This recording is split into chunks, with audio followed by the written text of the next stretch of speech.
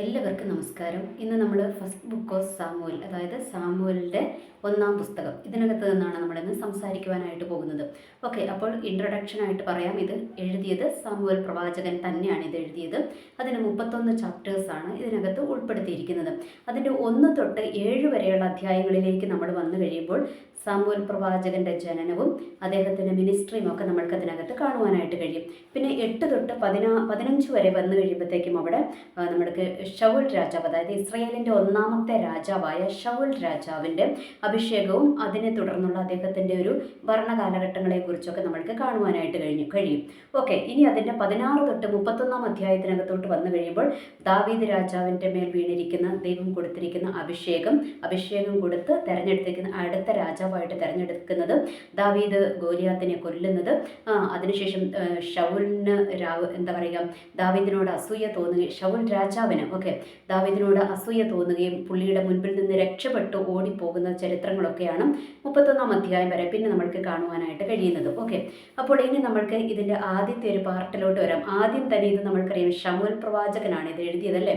അപ്പോൾ ഈ ശമൂവേൽ പ്രവാചകനെ സംബന്ധിച്ചിടത്തോളം ദൈവത്തിൻ്റെ ഒരു പ്രത്യേകമായൊരു അഭിഷേകം വീണ പ്രവാചകനാണ് ശമൂവേൽ പ്രവാചകൻ. കാരണം അദ്ദേഹമാണ് 2 രാജാക്കന്മാരെ, ഇസ്രായേലിൻ്റെ ആദ്യത്തെ 2 രാജാക്കന്മാർ, അതായത് ഒന്ന് ശൗൽ രാജാവിനെയും രണ്ടാമത് ദാവീദ് രാജാവിനെയും 2 പേരെയും അഭിഷേകം ചെയ്തത് ആരാണ്? ഈ ശമൂവേൽ പ്രവാചകനിലൂടെയാണ് ദൈവം അഭിഷേകം ചെയ്തത്. അതുകൊണ്ട് നമ്മൾക്ക് ഇതിനകത്ത് ഒരു പ്രധാനപ്പെട്ട ദൈവത്തിൻ്റെ ഒരു പ്രത്യേകമായ അഭിഷേകം വീണ ഒരു പ്രവാചകനാണ് ആര്? ഈ സാമുവേൽ പ്രവാചകൻ എന്ന് നമ്മൾക്ക് പറയേണ്ടതായിട്ട് വരും. ഓക്കെ, അപ്പോൾ ഈ സാമുവേൽ പ്രവാചകന്റെ തിരഞ്ഞെടുപ്പ് എന്ന് പറയുന്നത് വളരെ ഇമ്പോർട്ടൻ്റ് ആയിട്ട് നമ്മൾക്ക് ഇതിനകത്ത് കാണുവാനായിട്ട് കഴിയും. അത് എങ്ങനെയാണെന്ന് അറിയാവോ? നമ്മുടെ എൽക്കാന എന്ന് പറയുന്ന ഒരു മനുഷ്യനുണ്ടായിരുന്നു. ആ മനുഷ്യൻ എന്താണ്, 2 ഭാര്യമാരുണ്ട്. അവർക്ക് അന്നത്തെ കാലഘട്ടത്തിലൊക്കെ അവർക്ക് 2 ഭാര്യമാര്, 3 ഭാര്യമാര്, വെപ്പാട്ടിമാര്, അങ്ങനെയൊക്കെയുള്ള ഒരു ചരിത്രമായിരുന്നു. കാരണം ഇസ്രായേലിനെ ദൈവം എന്താണ്, അവരെ ഇങ്ങനെ പഠിപ്പിച്ച് ദൈവം കൊണ്ടുവരുന്നതേ ഉള്ളൂ. കാരണം അവരുടെ ആ ഒരു കാലഘട്ടത്തിൻ്റെ അവർ പിന്തുടർന്ന് വരുന്നത് അങ്ങനെയുള്ള കാര്യങ്ങളൊക്കെ എന്താണ്, അവരെ ഇങ്ങനെ ദൈവം പഠിപ്പിച്ച് വരികയാണ്. അതുകൊണ്ടാണ് അന്നത്തെ കാലഘട്ടത്തിൽ അവർക്ക് എന്തുണ്ട്, ഭാര്യമാരും വെപ്പാട്ടിമാരും ഒക്കെ ആയിട്ട് നമ്മൾക്ക് കാണാം. അപ്പോൾ ഈ എൽക്കാന എന്ന് പറയുന്ന മനുഷ്യന് 2 ഭാര്യമാരുണ്ടായിരുന്നു. അതിലൊന്ന് പെനീന എന്ന് പറയുന്ന ഒരു സ്ത്രീയും രണ്ടാമത് ഹന്ന എന്ന് പറയുന്ന ഒരു സ്ത്രീയുമാണ്. ഇതിൽ നമ്മുടെ എൽക്കാനയ്ക്ക് കൂടുതൽ താല്പര്യം, അല്ലെങ്കിൽ കൂടുതൽ ഇഷ്ടം ആരോടാണ്? ഹന്നയോടാണ് കൂടുതൽ താല്പര്യം. നമ്മൾക്കത് കാണുവാനായിട്ട് കഴിയുമല്ലേ. ഈ നമ്മുടെ യാക്കോബിൻ്റെ ചരിത്രം എടുത്തു കഴിയുമ്പോൾ യാക്കോബ് ഏറ്റവും കൂടുതൽ സ്നേഹിച്ചത് ആരെയും? റാഹേലിനെയാണ് സ്നേഹിച്ചത്, അല്ലെ? ലേയനെ അല്ല സ്നേഹിച്ചത്, റാഹേലിനെയാണ് സ്നേഹിച്ചത് എന്ന് പറയുന്നത് പോലെ നമ്മുടെ എൽക്കാനയ്ക്കും കൂടുതൽ ഇഷ്ടം ആരോടാണ്? ഹന്നയോടാണ് കൂടുതൽ ഇഷ്ടം. അപ്പോൾ ഓർക്കുക, അവിടെ അടുത്ത് കഴിഞ്ഞിട്ട് നമ്മൾക്ക് 1-ാമത്തെ അധ്യായത്തിലാണ്, ഫസ്റ്റ് സാമുവൽ, അതിൻ്റെ 1-ാമത്തെ അധ്യായത്തിൽ നിന്ന് ഞാനിപ്പോൾ സംസാരിക്കുന്നു. ഓക്കെ, അപ്പോൾ അതിൻ്റെ അടുത്ത ലൈൻ നമ്മൾക്ക് കാണുവാനായിട്ട് കഴിയുന്നത്, യഹോവയാം ദൈവം എന്ത് ചെയ്തിരിക്കുക? ഈ ഹന്നയുടെ ഗർഭം അങ്ങ് അടച്ചു എന്ന് പറഞ്ഞിരിക്കുക. എന്ന് വെച്ചാൽ ഈ എൽക്കാന എന്താണ്, എൽക്കാന കൂടുതൽ സ്നേഹിക്കുന്നത് ആരെയാ? ഹന്നയാണ്. ഇനി അതുകൂടാതെ എന്താണ്, ഈ ഓഹരി കൊടുക്കേണ്ടവർക്ക് ഹന്നയ്ക്ക് പെനീനയ്ക്ക് കൊടുക്കുന്നതിനെ കഴിഞ്ഞ് ഇരട്ടി ഓഹരി കൊടുക്കുകയും ചെയ്യും. പെനീനയ്ക്ക് മക്കളുണ്ട്, എന്നാൽ ഹന്നയ്ക്ക് മക്കളില്ല. എന്ത് വന്നാലും ഈ എൽക്കാനയ്ക്ക് സ്നേഹം ആരോടാണ്? ഹന്നയോടാണ് സ്നേഹം. അപ്പോൾ എനിക്ക് തോന്നുന്നു ഈ ഹന്നയോടുള്ള ഈ എൽക്കാനയുടെ സ്നേഹം ഭയങ്കരമായ സ്നേഹമാണ്. അതുകൊണ്ട് ഹന്ന അതുവരെ എന്താണ്, സംതൃപ്തിയാണ്. പിള്ളേരില്ലെങ്കിലും പുള്ളിക്കാരത്തി ഈ എൽക്കാനയുടെ സ്നേഹത്തിലങ്ങ് സംതൃപ്തിയായിട്ട് ഇങ്ങനെ ഇരിക്കുകയായിരുന്നിരിക്കണം. അപ്പോൾ അതുകൊണ്ടായിരിക്കണം ദൈവം എന്ത് ചെയ്തത്, ഈ ഹന്നയുടെ ഗർഭത്തെ അങ്ങ് അടച്ചു കളഞ്ഞു. ഇനി കുട്ടികളും കൂടി ഉണ്ടായി കഴിഞ്ഞാൽ പിന്നെ എന്താണ്, ഹന്ന വേറെ ഒന്നും ചിന്തിക്കത്തില്ല. കാരണം ഹന്നയ്ക്ക് ഏറ്റവും കൂടുതൽ സ്നേഹം എവിടുന്ന് വരുന്നുണ്ട്? എൽക്കാനയുടെ ഭാഗത്തു നിന്ന് സ്നേഹം വരുന്നുണ്ട്. അതുകൊണ്ട് ഹന്ന എന്ത് ചെയ്തു? ഹന്ന ഒരു സന്തോഷവതിയായിട്ട് അങ്ങ് പോയിക്കൊണ്ടിരിക്കുകയാണ്. അപ്പോഴാണ് ഗർഭം അടച്ചു. അപ്പോൾ ഗർഭം അടച്ചപ്പോഴും പുള്ളിക്കാരത്തേക്ക് ഒത്തിരി സങ്കടമൊന്നും വരുന്നില്ല. പക്ഷേ ഈ ഹന്നയ്ക്ക് സങ്കടം വന്നത് എവിടെയാണെന്നറിയാവോ? ഇവർ ദേവാലയത്തിലേക്ക്, അന്നത്തെ കാലഘട്ടത്തിലല്ലേ ഇവർ ആണ്ടുതോറും എന്താണ് യാഗം പോകും, യാഗം അർപ്പിക്കുവാനായിട്ട് ഇവർ പോകും. അങ്ങനെയാണല്ലോ ഇസ്രായേലിൻ്റെ ചരിത്രം. അപ്പോൾ ഇവർ യാഗം അർപ്പിക്കുവാനായിട്ട് ദേവാലയത്തിലേക്ക് പോകുന്ന വഴിക്ക് എന്താണെന്നറിയാവോ? അന്നേരമാണ് ഈ പെനീനയ്ക്ക് ഈ ഹന്നനെ ഒന്ന് അടുത്ത് കിട്ടുന്നത്. ശരിക്കും ഇങ്ങനെ അടുത്ത് കിട്ടിക്കഴിയുമ്പോൾ പെനീന എന്ത് ചെയ്യുന്നറിയാം? ഈ ഹന്നാനെ അങ്ങ് ഇൻസൾട്ട് ചെയ്യാനായിട്ട് തുടങ്ങി. എന്താ ഇൻസൾട്ട് ചെയ്യുന്നത്? ഇവൾക്ക് പിള്ളേരുണ്ട്, മറ്റവൾക്ക് പിള്ളേരില്ല. ആ പേരും പറഞ്ഞ് ഹന്നേനെ അങ്ങ് ഭയങ്കരമായിട്ട് ഇൻസൾട്ട് ചെയ്യുകയും അവളെ അങ്ങ് വേദനിപ്പിക്കുകയും ഒക്കെ അങ്ങ് ചെയ്യാനായിട്ട് അങ്ങ് തുടങ്ങി. ഇതങ്ങ് തുടങ്ങിക്കഴിഞ്ഞപ്പോഴത്തേക്ക് ഹന്നയ്ക്ക് എന്താണ്, ഭയങ്കര വിഷമം. അന്നേരമാണ് ഹന്നയ്ക്ക് പിള്ളേർ വേണമെന്നുള്ള ഒരു ചിന്ത ആർക്ക് വന്നത്? ഹന്നയുടെ എന്താ പറയുക മനസ്സിലോട്ട് വന്നത് എന്നാണ് എനിക്കിതിനകത്തുനിന്ന് മനസ്സിലാകുന്നത്. ഓക്കെ, അപ്പോൾ ഇവൾ എന്ത് ചെയ്തെന്നറിയാവോ? ഹന്ന അതിനുശേഷം ഇവരെന്താണ് ഈ പെനീനയുടെ ഈ കുത്തുവാക്കുകളും പെനീനയുടെ എന്താ പറയുക ഇൻസൾട്ടിങ്ങും ഒക്കെ സഹിക്കാൻ മേലാതെ വന്നപ്പോഴത്തേക്കും ദേവാലയത്തിൽ പോയിട്ട് ഇവർ എന്താ പറയുക ഭക്ഷണവും യാഗം അർപ്പിച്ചു. അത് കഴിഞ്ഞ് ഭക്ഷണമൊക്കെ കഴിച്ചു കഴിഞ്ഞിട്ട് ഇവരെന്താണ് ഇവള് തന്നെ ദേവാലയത്തിനകത്തോട്ടങ്ങ് പോയി അവിടെ പോയിട്ട് അവിടെ ആ വാതിൽക്കലിരുന്നങ്ങ് കരയുക എന്ന് പറഞ്ഞാൽ അവൾ ഒച്ചത്തിലല്ല കരയുന്നത്, ഇങ്ങനെ വിതുമ്പി കരയുകയാണെന്ന് വെച്ചാൽ സൗണ്ട് പുറത്തോട്ട് വരാതെ ഇങ്ങനെ വിതുമ്പി ദൈവത്തിൻ്റെ സന്നിധിയിൽ ഇങ്ങനെ എണ്ണി പാടുക. ഇങ്ങനെ എണ്ണി പാടിക്കൊണ്ടിരിക്കുമ്പോഴാണ് ആര് വരുന്നത്? നമ്മുടെ ഏലി പുരോഹിതൻ വരിക. അപ്പോൾ അന്നത്തെ നമ്മൾക്കറിയാം പുരോഹിതന്മാരുടെ കാലഘട്ടമാണ്. അപ്പോൾ ഏലി പുരോഹിതൻ വരികയാണ്, ക്രമമനുസരിച്ച് ഏലി പുരോഹിതൻ. ഓക്കെ, അപ്പോൾ ഏലി പുരോഹിതൻ അവിടെ നിന്നുകൊണ്ട് പുള്ളി അവിടെ ഇരിക്കുകയാണ്. അന്നേരം പുള്ളി കാണുകയാണ് അതേണ്ട ഒരു സ്ത്രീ ഇരുന്നുകൊണ്ട് ഏതാണ്ടൊക്കെ എന്ന് വെച്ചാൽ പുള്ളി ഇങ്ങനെയൊന്നും കണ്ടിട്ടില്ല എന്ന് വെച്ചാൽ പുള്ളിയുടെ ഒരു എന്താ പറയുക ഒരു ആത്മകണ്ണൊക്കെ മങ്ങിക്കിടക്കുകയാണ്. അത് നമുക്ക് പിന്നീട് വരുമ്പോൾ മനസ്സിലാകും. എന്ന് വെച്ചാൽ ഏലി പുരോഹിതൻ്റെ കാലഘട്ടത്തിൽ എന്താണ് യഹോവയുടെ പ്രവചനങ്ങളോ ദർശനങ്ങളോ ഒന്നുമില്ലാതെ ഇവരിങ്ങനെ ഒരു യാന്ത്രികമായിട്ട് പുരോഹിത ശുശ്രൂഷ ചെയ്തുകൊണ്ടിരിക്കുകയാണ്. ആര്?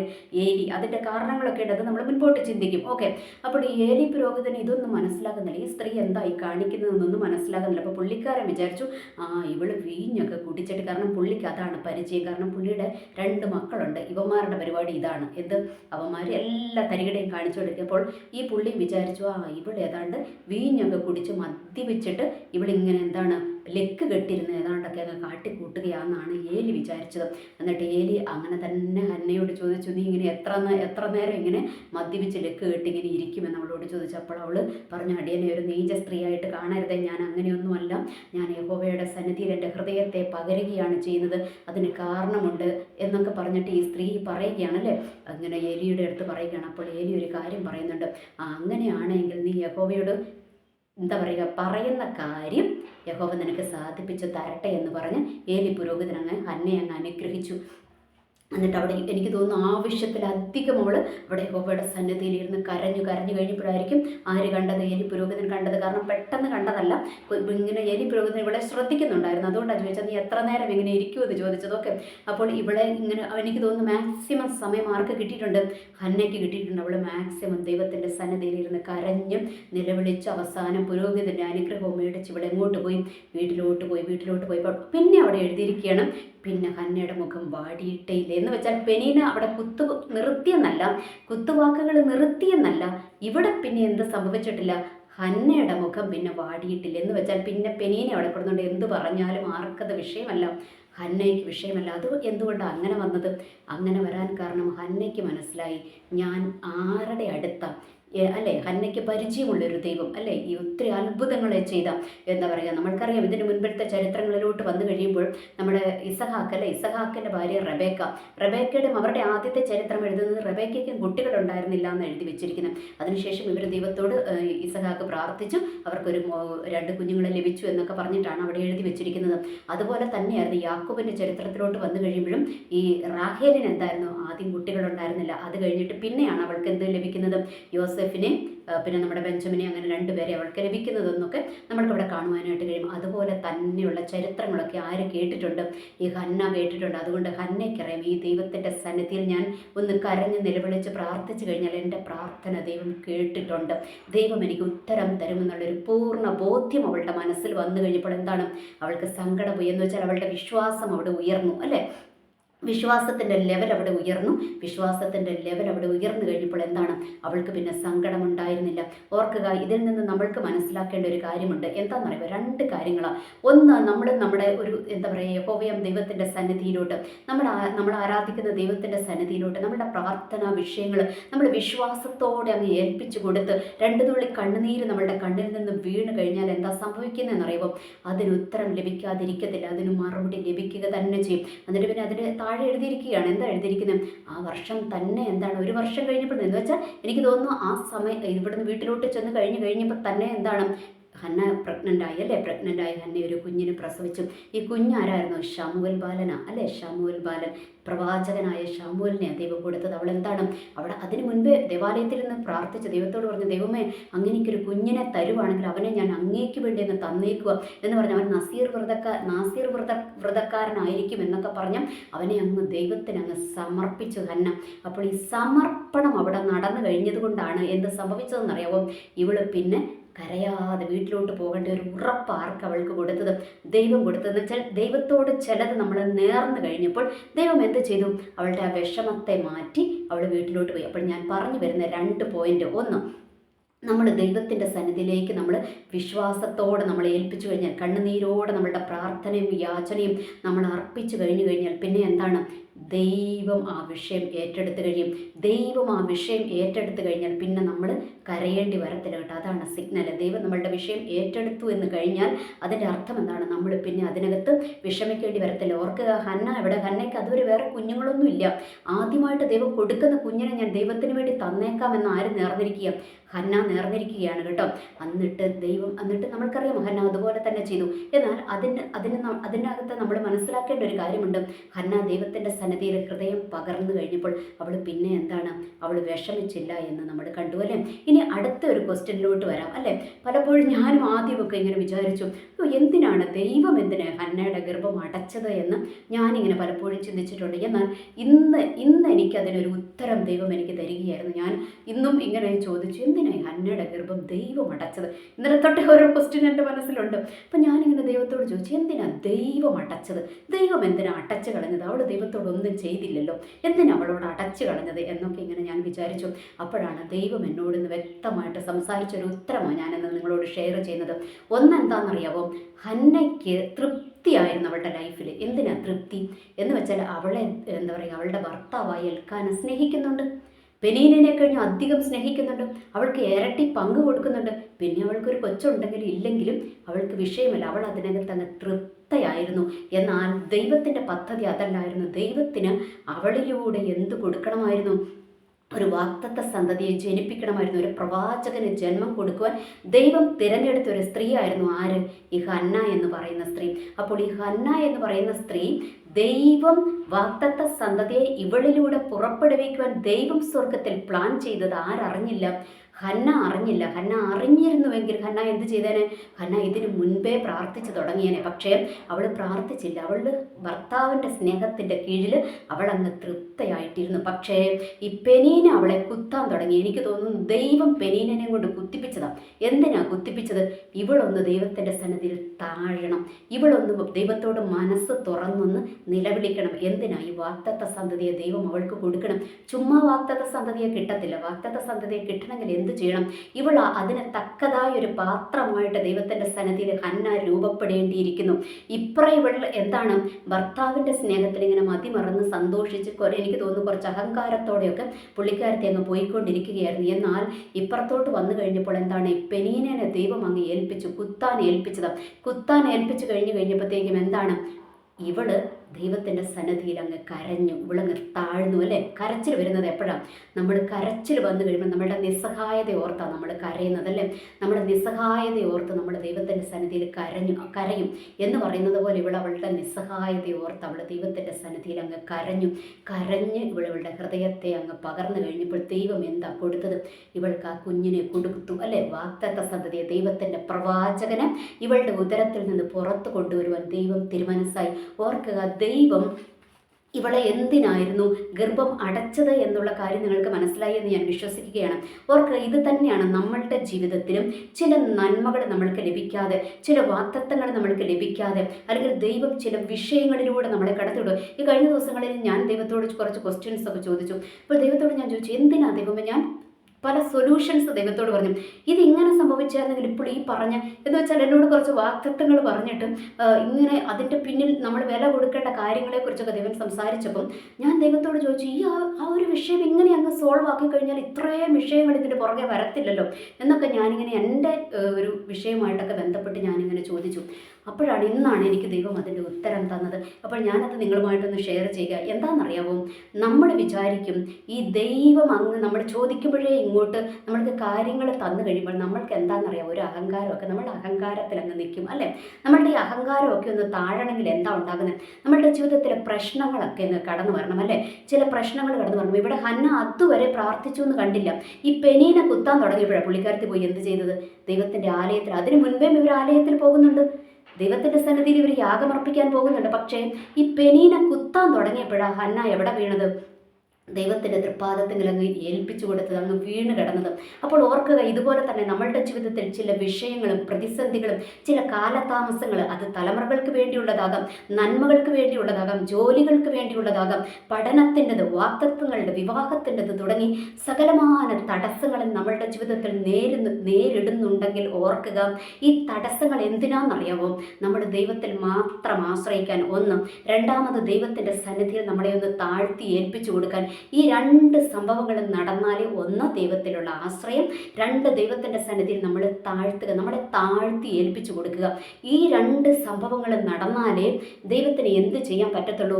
നമ്മളിൽ ദൈവത്തിന് പ്രവർത്തിക്കുവാനായിട്ട് പറ്റത്തുള്ളൂ. ഇനി ഓർക്കുക, ഇതെന്തിനാ ദൈവമേ എല്ലാവരുടെയും ഇങ്ങനെ കടത്തി വിടുന്നില്ലല്ലോ? നമ്മൾ ചോദിക്കുമല്ലേ, അപ്പുറയുള്ളവർക്കോ ഇപ്പുറയുള്ളവർക്കോ കൂടെ തൊട്ടടുത്തിരുന്ന് ആരാധിക്കുന്നവനോ ഈ പ്രശ്നമില്ലല്ലോ, എന്തുകൊണ്ടാണ് ഇത് എനിക്ക് മാത്രം കടന്നു വരുന്നത്? കാരണം എന്താണെന്നറിയാമോ? പെനീനയ്ക്ക് മക്കളെ കൊടുത്തു, അവൾക്ക് മക്കളെ കൊടുത്ത ചരിത്രമേ എഴുതിയിട്ടുള്ളൂ, അവളുടെ മക്കളെക്കുറിച്ചുള്ള ചരിത്രമൊന്നും പിന്നെ നമ്മൾക്ക് കാണാനില്ല. എന്നാൽ ഹന്നയുടെ കാര്യത്തിൽ അങ്ങനെയല്ല. ഹന്നയ്ക്ക് ലേറ്റായി മകനെ കൊടുത്തുവെങ്കിലും അവൻ്റെ പേര് പിന്നെ ആ പുസ്തകത്തിലല്ലേ, 1 ശമൂവേൽ 2 ശമൂവേൽ രണ്ടും എഴുതിപ്പിച്ചു. ദൈവത്തിൻ്റെ പ്രവാചകനായിട്ട് ദൈവം മാറ്റി, 2 രാജാക്കന്മാരെ അഭിഷേകം ചെയ്യുന്ന വലിയൊരു പ്രവാചകനായിട്ട് ആര് മാറിക്കഴിഞ്ഞു? സാമുവേൽ പ്രവാചകനെ ദൈവം മാറ്റിക്കഴിഞ്ഞു. അപ്പോൾ ഓർക്കുക, ചില വാക്തത്വങ്ങൾ എന്ന് വെച്ചാൽ നിന്നിൽ ദൈവം തന്നിരിക്കുന്ന വാക്തത്വങ്ങൾ, ചില വാക്തത്വ സന്തതികൾ നിന്നിൽ നിന്ന് പുറപ്പെടുവാനായിട്ട്, അല്ലെങ്കിൽ ചില വലിയ വലിയ വാക്തത്വങ്ങൾ നിന്നിലൂടെ എന്താ പറയുക പൂർത്തീകരിക്കുവാനുണ്ട്, അല്ലെങ്കിൽ ചില വലിയ വലിയ മിനിസ്ട്രികൾ നിന്നിലൂടെ പുറത്തു വരുവാനുണ്ട്, വലിയ വലിയ വാക്തത്വങ്ങൾ നിൻ്റെ മുൻപിലുണ്ട്. ആ വാക്തത്വങ്ങൾ ഒരു സാധാരണ വാക്തത്വമല്ല, കൂടിയ വാക്തത്വമാണ്. അപ്പോൾ ഈ കൂടിയ വാക്തത്വങ്ങളൊക്കെ നിനക്ക് ലഭിക്കണമെങ്കിൽ ഒന്ന് എന്ത് ചെയ്യണം? നീ ദൈവത്തിൽ ആശ്രയിക്കണം, ദൈവത്തെ വിട്ടു പോകരുത്. എന്ത് ചെയ്യണം? ദൈവത്തിൽ ആശ്രയിക്കണം. 2 അഹങ്കാരവും ഒക്കെ മാറി ദൈവത്തിൻ്റെ സന്നിധിയിൽ ഒന്ന് താഴണം. ഈ 2 ലെവലിലേക്ക് എത്തിക്കഴിഞ്ഞ് കഴിയുമ്പോഴേ ഈ വാക്തത്വ സന്തതി ഉടലെടുക്കത്തുള്ളൂ. എന്ന് വെച്ചാൽ ചില വാക്തത്വങ്ങളും നന്മകളും നമ്മളുടെ മേൽ വരത്തുള്ളൂ. ഓർക്കുക, ഇന്ന് പലരും ജോലിക്ക് വേണ്ടി വെയിറ്റ് ചെയ്തിരിക്കുന്നവരുണ്ട്. ഒത്തിരി പേര് പ്രെയർ റിക്വസ്റ്റ് പറഞ്ഞിട്ടുണ്ട്, എനിക്ക് ജോലിയില്ല, കുറേ വർഷങ്ങളായിട്ട് ജോലിയില്ല. ഓർക്കുക, മറ്റവർക്ക് കൊടുത്തതുപോലെയുള്ള സാധാരണ ജോലി ആയിരിക്കില്ല, അല്ലെങ്കിൽ മറ്റുള്ളവർ പഠിക്കുന്നത് പോലെയുള്ള സാധാരണ കോഴ്സുകൾ ആയിരിക്കില്ല, അല്ലെങ്കിൽ മറ്റുള്ളവർ ചേർന്നിരിക്കുന്ന ഒരു സാധാ സ്കൂളിലായിരിക്കില്ല നിൻ്റെ അഡ്മിഷൻ. നിനക്ക് കുറച്ചും കൂടി ശ്രേഷ്ഠമായതും സാധാരണക്കാർ ചെയ്യുന്ന മിനിസ്ട്രി ആയിരിക്കില്ല, നിനക്ക് കുറച്ചും കൂടി ശ്രേഷ്ഠമായ മിനിസ്ട്രി, വലിയ വലിയ ലെവലിലേക്കുള്ള മിനിസ്ട്രിക്ക് വേണ്ടിയായിരിക്കും ദൈവം നിന്നെ കണ്ടിരിക്കുന്നത്. അപ്പോൾ സാധാരണക്കാരനെ പോലെ ആകുവാൻ പാടില്ല. നീ സാധാരണക്കാരിൽ നിന്ന് വ്യത്യസ്തനാകണം, അല്ലെങ്കിൽ വ്യത്യസ്തയാകണം. ഇതിനു വേണ്ടിയിട്ട് ദൈവത്തിൻ്റെ സന്നിധിയിൽ എന്തുണ്ടാകണം?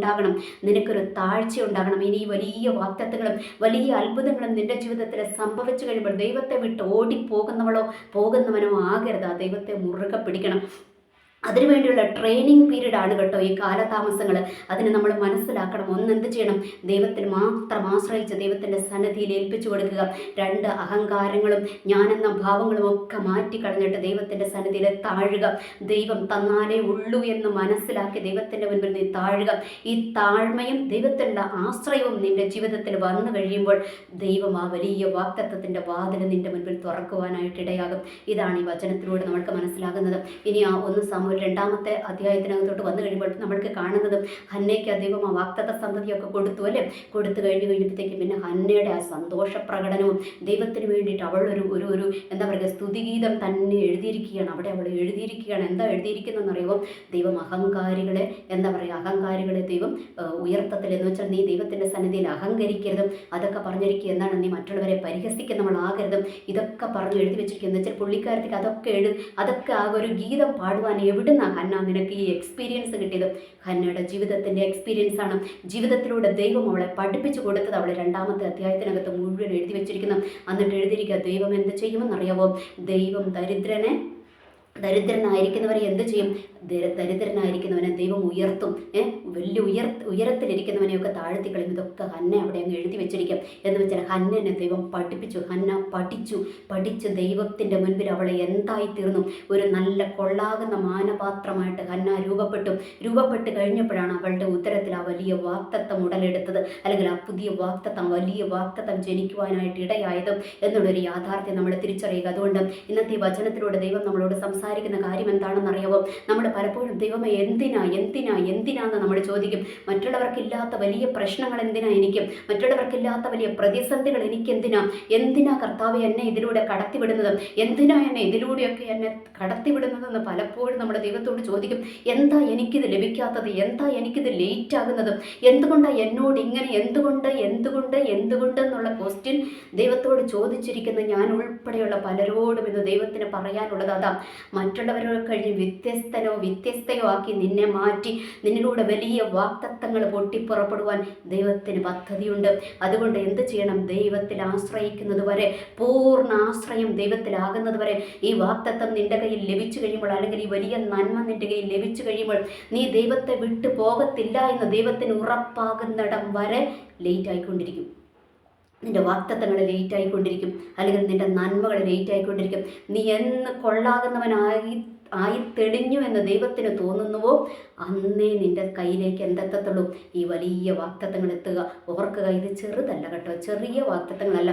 ചെറുതൊക്കെ അങ്ങ് പെട്ടെന്ന് പ്രാർത്ഥിച്ച് ഉപവസിച്ച് കഴിയുമ്പോൾ പെട്ടെന്ന് അങ്ങ് കെട്ടിപ്പോകും. എന്നാൽ വലിയ പദ്ധതികളിലുള്ളവർക്കാണ് അവരുടെയാണ് വാക്തത്വങ്ങളൊക്കെ ലേറ്റ് ആകുന്നത്, അവരുടെയാണ് വിടുതൽ ലേറ്റ് ആകുന്നത്. എന്ന് വെച്ചാൽ നിന്റെ വിടുതൽ ലേറ്റ് ആകുന്നുവെങ്കിൽ അതിൻ്റെ അർത്ഥം നിനക്ക് വലിയ വിടുതലാണ് ദൈവം ഒരുക്കിയിരിക്കുന്നത്. ഇത് സാധാരണ അവരിവരും പറയുന്നത് കേട്ടിട്ടൊന്നും ഞാൻ പറയുന്നതല്ല കേട്ടോ. ദൈവം എന്നോട് വ്യക്തമായി സംസാരിച്ച് എൻ്റെ കുറച്ച് ക്വസ്റ്റ്യൻസിന് പോലും ഉത്തരം തന്നത് ഞാൻ നിങ്ങളുമായിട്ട് ഇന്ന് ഷെയർ ചെയ്യുന്നത്. അല്ലാതെ ചുമ്മാ അവരിവരും പറയുന്നത് കേട്ടിട്ടൊന്നും ഞാൻ എൻ്റെ യൂട്യൂബ് ചാനലിലൂടെ ഒരു കാര്യങ്ങളും ഞാൻ പറയാറില്ല. കാരണം മറ്റുള്ളവർ പറയുന്നത് കേട്ടിട്ട് നമ്മളത് ഏറ്റു പറഞ്ഞാൽ ഒന്നും സംഭവിക്കത്തില്ല. എനിക്കും ഒന്നും സംഭവിക്കത്തില്ല, കേൾക്കുന്ന നിങ്ങൾക്കും ഒന്നും സംഭവിക്കത്തില്ല. അതേസമയം നമ്മൾ ദൈവത്തിൽ നിന്ന് പ്രാപിച്ചിട്ട് പറഞ്ഞാൽ അതിനകത്ത് ഇന്നല്ലെങ്കിൽ നാളെ അത്ഭുതങ്ങളെ ദൈവം ചെയ്യുമെന്നുള്ള കാര്യത്തിൽ യാതൊരു തർക്കവുമില്ല. ആ ഒരു ഉറച്ച വിശ്വാസം എനിക്കുണ്ട്. അതുകൊണ്ട് ഇത് ഞാൻ ചുമ്മാ വിളിച്ച് പറയുന്നതല്ല, ദൈവം വ്യക്തമായി സംസാരിച്ച കാര്യമാണ് പറയുന്നത്. ഓർക്കുക, നിന്റെ വിടുതലും വാക്തത്വങ്ങളും നന്മകളും ലേറ്റ് ആകുന്നതിൻ്റെ പിന്നിലത്തെ കാരണം ഒന്ന്, നീ ദൈവത്തിൻ്റെ സന്നിധിയിൽ ഇണങ്ങിയ പാത്രമായി തീരുവാൻ. രണ്ടെന്താണ്? സാധാരണയിൽ കവിഞ്ഞ അസാധാരണമായതാണ് ദൈവം നിന്റെ ജീവിതത്തിൽ ചെയ്തെടുക്കുവാനായിട്ട് പോകുന്നത്. അതുകൊണ്ട് ഏൽപ്പിച്ചു കൊടുക്കുക. ഇന്ന് തൊട്ട് ഏൽപ്പിച്ചു കൊടുത്തോ, ദൈവത്തിൽ മാത്രം ആശ്രയിച്ചോ. ദൈവത്തിനോട് ക്വസ്റ്റ്യൻ ചോദിക്കട്ടെ. ഇന്ന് വരെ ക്വസ്റ്റ്യൻ ചോദിച്ചില്ല, ഈ നിമിഷം വരെ ക്വസ്റ്റ്യൻ ചോദിച്ചു, അത് നിർത്തും. ക്വസ്റ്റ്യൻ ചോദിച്ചത് നിർത്തിയിട്ട് ദൈവം തന്ന വാഗ്ദത്തങ്ങളെ മുറുകെ പിടിച്ച് ഏൽപ്പിച്ചു കൊടുക്കും. ദൈവത്തിൻ്റെ സന്നിധിയിൽ താഴുവാൻ തയ്യാറാകും. ദൈവം ഉയർത്തുക തന്നെ ചെയ്യും. എനിവേ, എല്ലാവർക്കും നല്ലൊരു ദിവസം ആശംസിക്കുന്നു. നന്ദി, നമസ്കാരം.